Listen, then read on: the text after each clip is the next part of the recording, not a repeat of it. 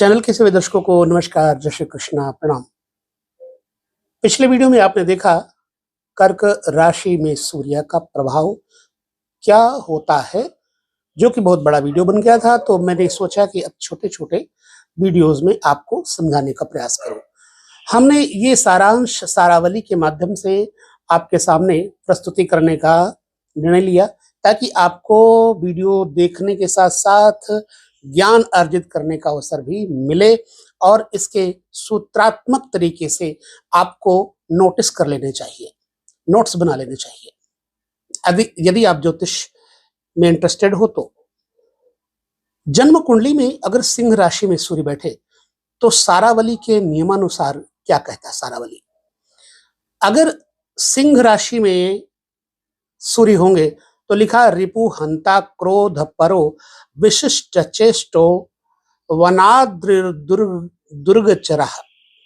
अर्थात यदि कुंडली में सिंह राशि के अंतर्गत जिस व्यक्ति का सूर्य हो तो ऐसा व्यक्ति शत्रु को हराने वाला, मारने वाला और क्रोध परायण, विशेष इच्छाओं वाला। इसके अंदर बहुत सारी इच्छाएं होती हैं।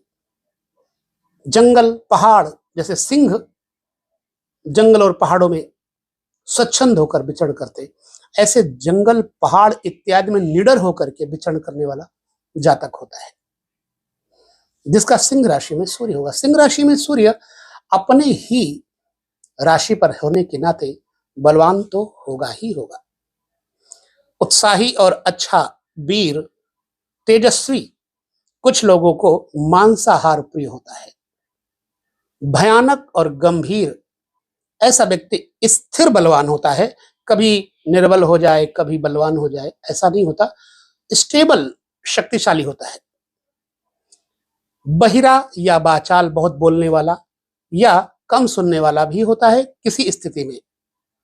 राजा, धन से युक्त विख्यात व्यक्ति होता है। अब सिंह राशि पर सूर्य होने से साथ में देखें ग्रहों का विचार। सबसे पहले सूर्य पर चंद्रमा की दृष्टि सूर्य पर पड़ती है तो सप्तम पड़ती है। जब सूर्य सिंह में होंगे तो चंद्रमा निश्चित ही द्वादशेष होकर के सप्तम स्थान पर कुंभ राशि में होंगे। अब कुंभ राशि, चंद्रमा शनि चंद्रमा के शत्रु, मतलब शनि के शत्रु चंद्रमा है। इसलिए अगर यहां पर कुंभ राशि में चंद्रमा होंगे तो जातक के ऊपर कैसी स्थितियां आती हैं, आइए देखते हैं। जातक बुद्धिमान होगा, सारावली कहती है। और बुद्धिमान होगा न होगा, लेकिन बुद्धिमान स्त्री का स्वामी जरूर होगा, क्योंकि सप्तम में चंद्रमा है। स्त्री सुंदर होगी, बुद्धिमान होगी, सद्गुण संपन्न होगी, पति को संतुष्ट करने वाली होगी। लेकिन यहां पर बुद्धिमान होने के साथ साथ कफ प्रवृत्ति रहेगी। कफ जनित व्याधि से पीड़ित एवं ऐसा व्यक्ति राजा का निकटवर्ती, मंत्री मिनिस्टरों के निकट में रहने वाला प्रिय व्यक्ति होता है। सूत्रात्मक तरीके से समझेंगे। सिंहस्थ सूर्य होने पर मंगल की यदि दृष्टि पड़े, मंगल यहां पर एकादशेष और चतुर्दशेष जो है ना, एकादशेष मतलब और चतुर्थेश होकर के मंगल कहां से देखेंगे? छठे घर में। मकर राशि में होंगे तो अष्टम दृष्टि से देखेंगे, ठीक है। कुंभ राशि में होंगे तो सप्तम दृष्टि से देखेंगे और वृष राशि में होंगे तो चतुर्थ दृष्टि से मंगल देखेंगे। जब चतुर्थेश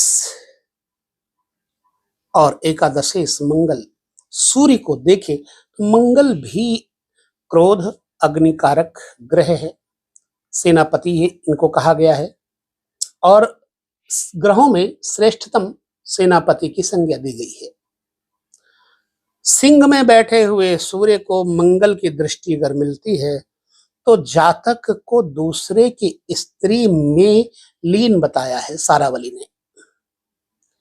वीर और साहसी, उद्योग करने वाला, भयानक और प्रधान मुखिया व्यक्ति होता है। ऐसा क्यों कहा गया?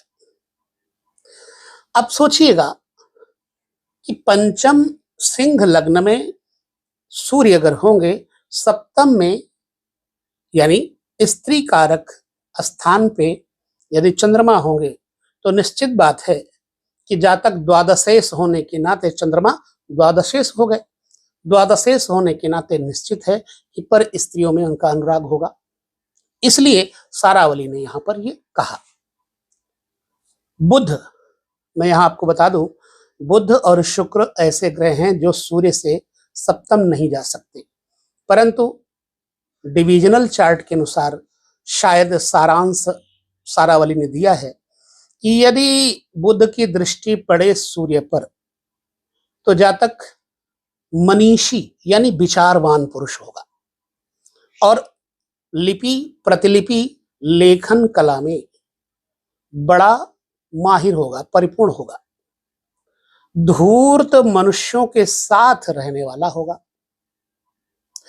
पर्यटनहीन एवं अल्प बली होगा, घूमने को नहीं मिलेगा, ताकत कम होगी। ऐसा क्यों?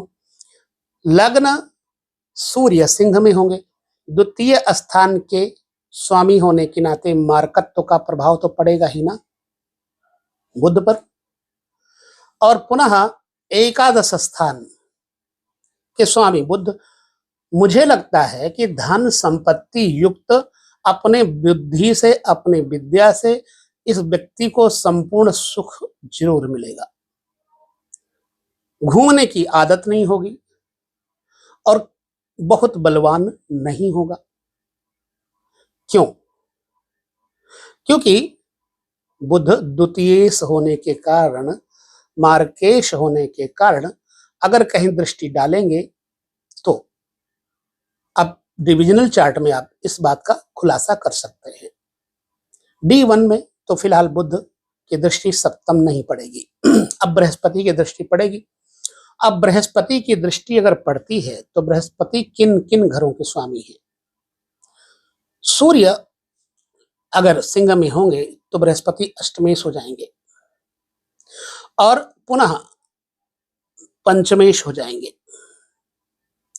पंचमेश होने के नाते बृहस्पति की दृष्टि शुभ ही होगी, अष्टमेश होने के नाते कुछ अशुभ भी होगी। आइए देखते हैं सारावली क्या कहता है। यदि सिंहस्थ सूर्य पर बृहस्पति की दृष्टि पड़े तो जातक को देव, मंदिर, बगीचा, तालाब बनाने वाला एवं अधिक शक्तिशाली, सामर्थ्यशाली ऐसा व्यक्ति एकांत प्रेमी होता है और बड़ा ही बुद्धिमान व्यक्ति होता है। क्यों? क्योंकि सूर्य प्रशासक ग्रह, बृहस्पति धार्मिक ग्रह, बृहस्पति की दृष्टियां हैं 3, मतलब नवम अगर बृहस्पति पंचम स्थान पर बैठेंगे तो नवम दृष्टि से सूर्य को देखेंगे, सप्तम बैठेंगे तो कुंभस्थ बृहस्पति सूर्य को देखेंगे, फिर मेष में बैठेंगे नवम भाव में तो मेषस्थ बृहस्पति सूर्य को देखेंगे। लिहाजा ऐसा व्यक्ति राजकीय प्रशासक, राजकीय सम्मान इत्यादि का जो प्राप्त करने वाला जातक हो सकता है। अब शुक्र के ऊपर आ जाते हैं, फिर वही बात, ढाक के 2 पात। शुक्र लग्न कुंडली में D9 इत्यादि में तो हो सकता है, लेकिन लग्न कुंडली में सूर्य की दृष्टि नहीं पड़ सकती सप्तम, क्योंकि सप्तम सूर्य से शुक्र जा ही नहीं सकते। ठीक है, लेकिन यदि डिविजनल चार्ट में भी है, कहीं पर भी है, तो सारावली का कथन तो असत्य नहीं होगा ना, सूत्रात्मक चर्चा है। जब शुक्र देखेंगे सूर्य को कहीं पर भी बैठे तो जातक दूषित नाम वाले कुष्ठ रोग से पीड़ित होगा, निर्दयी, निर्लज्ज यानी बेशर्म होगा, कहीं भी बैठे होंगे। क्यों? क्योंकि एक तो सूर्य की शत्रुता है शुक्र से। शुक्र भोग प्रधान ग्रह होने के कारण सूर्य को पापी बनाएगा, लिहाजा जातक में पाप पूर्व जन्म से करने के कारण उसको कुष्ठ रोग इत्यादि होने का भय बना रहेगा। ठीक है। अब यदि सूर्य को शनि देखेंगे तो शनि की दृष्टियां हैं 3, मतलब दशम दृष्टि, सप्तम दृष्टि, तृतीय दृष्टि, सप्तम दृष्टि, सॉरी दृष्टियां हैं 3, 7, 10, 3, 7, 10, मतलब तृतीय, सप्तम, दशम, ये दृष्टियां शनि की होती है। अब शनि की दृष्टि यदि सूर्य पर पड़े कहीं पर तो कैसे पड़ेगा?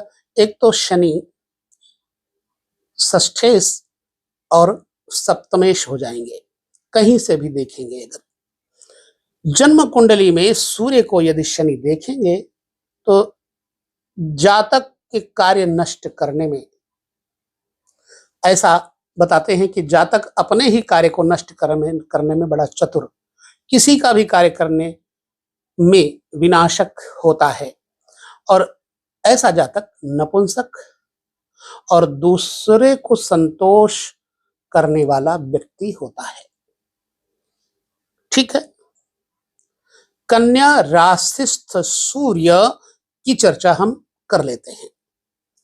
किसी व्यक्ति की जन्म कुंडली में सूर्य कन्या राशि पर बैठे हों तो द्वादशेश हो जाएंगे सूर्य कन्या राशि में। अब उसका प्रतिफल क्या आएगा? आइए हम सारावली के मत देखते हैं। सारावली कहती है, कुंडली में कन्या राशि के सूर्य बैठे हों तो जातक स्त्री के समान शरीर वाला, स्त्री तुल्य तनुर्हीमान, लिपिवेत्ता दुर्बलश्च बल्गु कथा, मेधावी लघु सत्तो विद्वान शुश्रूषा सुर गुरुणाम। अर्थात कन्या राशि में सूर्य होंगे तो जातक स्त्री के समान शरीर वाला, लिपि लेखन विद्या का ज्ञाता, मृदुभाषी और तेज तर्रार मेधावी होगा, बुद्धिमान होगा, मेधा शक्ति, लेकिन बहुत ज्यादा बलवान नहीं होगा, मनीषी होगा, अच्छा विचारक होगा, देवता और गुरु और बड़े जनों का सेवक, पैर आदि दबाने वाले कार्यों में यह व्यक्ति चतुर होता है, सेवा कार्य में, वेद गाने बजाने से संतोषी ऐसा व्यक्ति होता है, कोमल एवं दीन वचन बोलने वाला होता है। अब सारावली के अनुसार तो यहाँ ये मानना चाहिए कि जो नपुंसकों के स्टार होते हैं, लगभग गुण होते हैं, वही गुण इसमें पाए जाते हैं। कहां तक सच है ये आपको देखना है।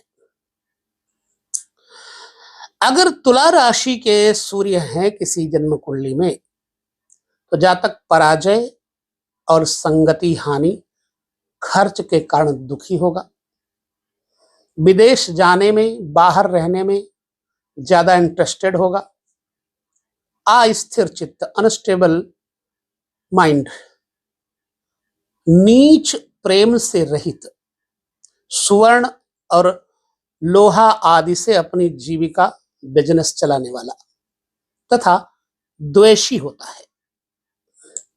ठीक है। और दूसरों के कार्य में लीन पर स्त्री का प्रेमी, मलिन यानी कि मैला कुचैला, राजा से तिरस्कृत यानी उसको राजा से तिरस्कार प्राप्त होता है। यहां पर सारावली का मत है, मैं सारावली का सूत्र भी आपके सामने प्रस्तुत कर रहा हूं। यदि वृश्चिक राशि में सूर्य है तो जातक का क्या प्रभाव होगा, क्या स्वभाव होगा? वृश्चिक राशि में सूर्य होने से कुंडली में जातक युद्ध में रोकने पर भी नहीं रुकने वाला हिम्मती व्यक्ति होता है, वैदिक धर्म में तत्पर और झूठ बोलने वाला भी होता है, मूर्ख, नष्ट, दुष्ट स्त्री वाला भी होता है। अपनी स्त्री नष्ट हो जाए, दूसरे स्त्री में इसकी रुचि हो जाए, इसके कारण से भी जातक के जीवन में कलह रहती है, स्वभाव में क्रूर होता है, दुष्ट स्त्री की आज्ञा मानेगा, अपनी पत्नी की आज्ञा नहीं मानेगा, क्रोधी दुष्ट आचरण करता होगा, बड़ा लोभी होगा, कलह प्रिय होगा, मिथ्या यानी झूठ बोलने वाला होगा, शस्त्र या अग्नि या विष से पीड़ित, इसको विष से, अग्नि से और शस्त्र से भय होता है, माँ बाप का शत्रु होता है। अब ऐसा क्यों है? पंचम दसम भाव का स्वामी सूर्य बन जाएगा जब वृश्चिक में होंगे। तो वृश्चिक के अंतर्गत सूर्य रहने से जातक को पैतृक हानि संभावित है। उधर शनि चतुर्थ घर के स्वामी हो जाएंगे तो मातृ पक्ष को भी कहीं ना कहीं सूर्य से हानि होगी, इसलिए इन्होंने सूर्य को लेकर के चर्चा की। सप्तम स्थान जब वृश्चिक में सूर्य होंगे तो सूर्य से ठीक सप्तम स्थान के स्वामी शुक्र हो जाएंगे। सूर्य सदैव पत्नी स्त्री से विरोध करवाते हैं, इसलिए संभव है कि शुक्र प्रभावित होने के कारण जातक को षष्ठेश हो जाएगा। एक जैसे वृश्चिक लग्न है तो षष्ठेश शुक्र हो जाएगा और सप्तमेश हो जाएगा, 8 2 7 द्वादशेश हो जाएगा और सप्तमेश हो जाएगा। ऐसी स्थिति में स्त्री का सुख दोनों हिसाब से हीन हो जाता है, क्योंकि सप्तम स्थान मार्ग का स्थान है, द्वादश स्थान जो है स्त्री के सुख का विशेष स्थान देखा जाता है। द्वादशेश होने के नाते शुक्र भोगी बना देता है, लिहाजा दोनों अवस्थाओं में शुक्र के कारण सूर्य वृश्चिक राशि में होने पर इस तरह के फल, सारांश जो आया सारावली में बताया। यदि धनु राशि में सूर्य होंगे किसी जातक के तो उसको व्यक्ति को धन तो मिलेगा ही मिलेगा, राजा यानी गवर्नमेंट से इसको लाभ होगा, विशेष राजप्रिय होता है, विद्वान और देवताओं का, अच्छे लोगों का संग करने वाला, देवताओं का उपासक होगा, ब्राह्मण इत्यादि की सेवा में अपनी वृत्ति लगाएगा और जन्म कुंडली में अस्त्र शस्त्र और हाथी की शिक्षा में चतुर होगा, मतलब इसको वाहन इत्यादि, वाहन बनाने इत्यादि का भी गुण होगा। जब जमाना होता था हाथी घोड़ों का तो उसके हिसाब से सारावली ने अपनी बात कही। आज भी हाथी घोड़े कहीं होते हैं, तो इसको हाथी घोड़े चलाने का बड़ा हुनर होता है। व्यवहार कुशल होगा जातक, सज्जनों में पूजा करने वाला होगा और इस व्यक्ति का चित्त शांत रहेगा। बृहस्पति की राशि मित्र की राशि में सूर्य होने पर सुंदर शरीर और विशाल देहधारी यानी कि बलवान और व्यक्तित्व प्रबल, बंधुओं का कल्याण करने वाला और बलवान होता है यदि किसी व्यक्ति का धनु राशि में सूर्य हो तो। अब कुंडली में धनु अथवा मीन राशि पर सूर्य यदि चंद्रमा से दृष्ट हो तो जातक वाणी का वैभव यानी वचन का पक्का, राजा के समान, पुत्र संतान इत्यादि से सुख, इस व्यक्ति को कोई शोक नहीं होता, मतलब ये सुखी माना गया है। शारीरिक सुंदरता भी इसकी बड़ी अच्छी होगी। यदि गुरु राशिस्थ सूर्य को मंगल की दृष्टि मिल जाए तो जातक लड़ाई में यश पाने वाला अर्थात विजय प्राप्त करने वाला और स्पष्ट बोलने वाला होगा। जातक में धन और सुख की कमी नहीं होगी और प्रकृति स्पष्टवादी होने के कारण उग्र होगी। यदि गुरु राशिस्थ सूर्य यानी कि धनु या मीन राशि में सूर्य स्थित हो और गुरु से दृष्ट हो तो जातक राजभवन में घूमने वाला अथवा राजा, हाथी घोड़ा और धन से युक्त पंडित सुखी होता है पांडित्य कर्म में। यदि गुरु की राशि में सूर्य बैठे हो, शुक्र देखते हो, समझ लीजिएगा डिविजनल चार्ट में ऐसा हो सकता है। सारावली में कहा है कि शुक्र से दृष्ट हो तो जातक अच्छी सुंदर स्त्री के भोग से युक्त, सुंदर गंध, इत्र, माला इत्यादि से युक्त, मतलब समुचित सुखों से परिपूर्ण जातक होगा। यदि गुरु राशिस्थ सूर्य शनि से देखे जा रहे हो तो जातक के स्वभाव में अपवित्रता रहेगी, दूसरे के अन्न की इच्छा करने वाला, दूसरे के खाने में ज्यादा शौक रखने वाला, दुष्ट जनों का सेवी, पशुओं का पालक होता है। मकर राशि के अंतर्गत सूर्य अगर बैठे हैं तो हम यहां पर मकर राशि भी देख लेते हैं।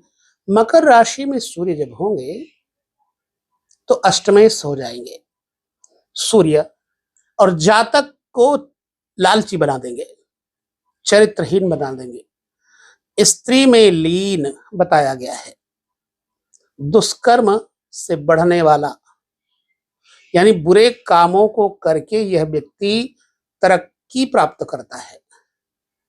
तृष्णा बड़ी तीव्र होगी, अधिक इच्छाएं होंगी, अधिक कामकाजी होगा, लेकिन डरपोक होगा, भाई बंधुओं से रहित होगा, अस्थिर प्रकृति वाला या नेचर अनस्टेबल होगा, घूमने का प्रेमी, थोड़ा बलवान होगा, ज्यादा शक्तिशाली नहीं होगा।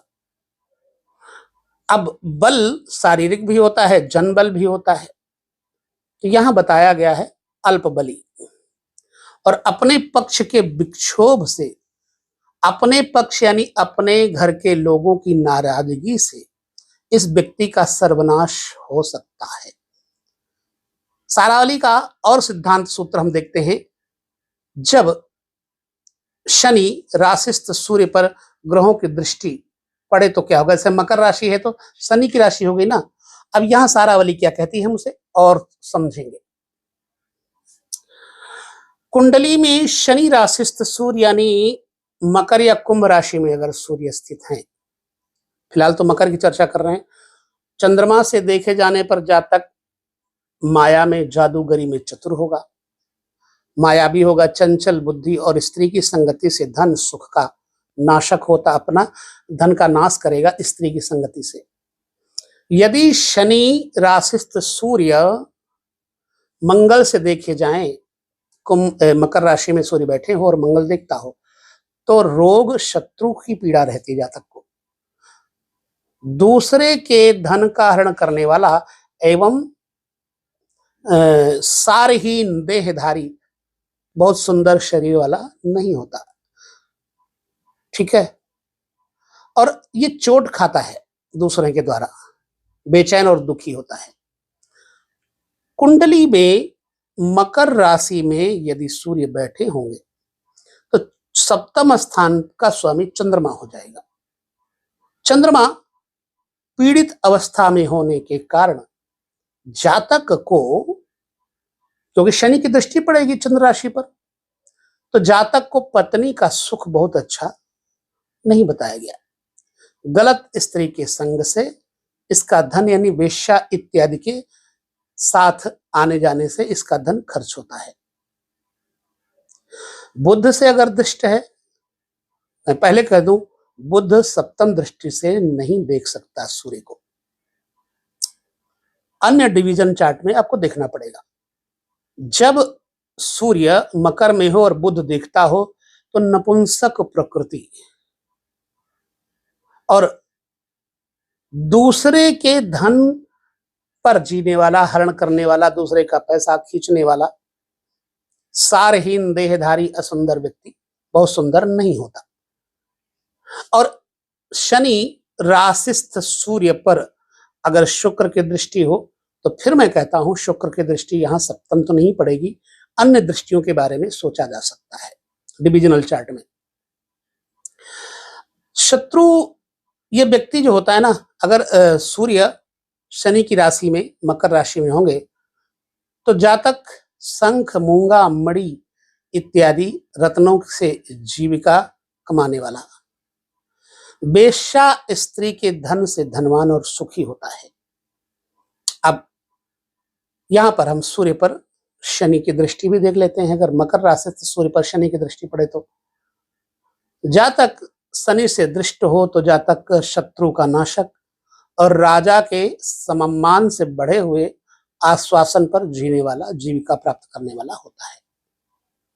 ठीक है, अब इसे और हमको समझना है। कुंभ राशि में अगर सूर्य हो तो कुंभ राशि में सूर्य होने पर जातक हृदय रोगी, अधिक बलवान, शक्तिशाली, सज्जनों से निंदित, सज्जन लोग इसकी निंदा करेंगे। कुंभ राशि में यदि सूर्य होंगे तो जन्म कुंडली में अधिक गुस्सैल होगा, दूसरों की स्त्रियों का सुंदर भाग्यवान कहा गया है, यानी दूसरे की स्त्रियों का ताकी झाकी करने वाला, कार्यों में अत्यंत निश्चिंत होगा, दुखी भी होगा, बहुत धनवान नहीं होगा, मित्रों की मंडली कभी बहुत हो जाएगी, कभी मित्र नहीं रहेंगे। शरीर पर मैले कुचैले कपड़े पहनने का स्वभाव हो जाता है। ऐसा व्यक्ति प्रायः चुगलखोर होता है और असत्य वक्ता, झूठ बोलने वाला होता है यदि सूर्य कुंभ राशि में है तो। अब हम चलते हैं, देखते हैं मीन राशि में सूर्य। कुंडली में अगर मीन राशिस्थ सूर्य होंगे तो जातक मित्रों के संग्रह में, यानी कि दोस्तों को इकट्ठा करने में बहुत तत्पर रहेगा। स्त्री के प्रेम से सुख की बहुत सारी सामग्रियां, वैभव प्राप्त करने वाला स्त्री के माध्यम से। पंडित, विद्वान, अधिक शत्रुओं का नाशक, मतलब शत्रु इसके सामने टिक नहीं पाते। धन, कीर्ति, यश के लिए धन खर्च करने पर इसकी विजय होती है। धन हानि करता भी होता है। पुत्र इसके पास जो होगा सुंदर होगा, नौकरों से प्राप्त यश कीर्ति भी होगी, यानी ये व्यक्ति नौकर चाकर वाला होगा। पानी के व्यापार से धनवान होगा। मृदुभाषी, मीठा बोलने वाला, झूठ बोलने वाला होगा। ओजस्वी मतलब खूब अच्छा बोलेगा, ओजदार, देखने में प्रतिभा संपन्न लगेगा, लेकिन गुप्त रोगों से पीड़ित और अधिक भाई बहनों वाला होता है। इसके भाई बहुत होते हैं। अब ये बात हमने जितनी भी आपके सामने की है सारावली के सूत्रों के द्वारा की है। अब ये सारावली के सूत्र कहां तक आपके जीवन में यथार्थता लाते हैं ये तो आप ही बताएंगे।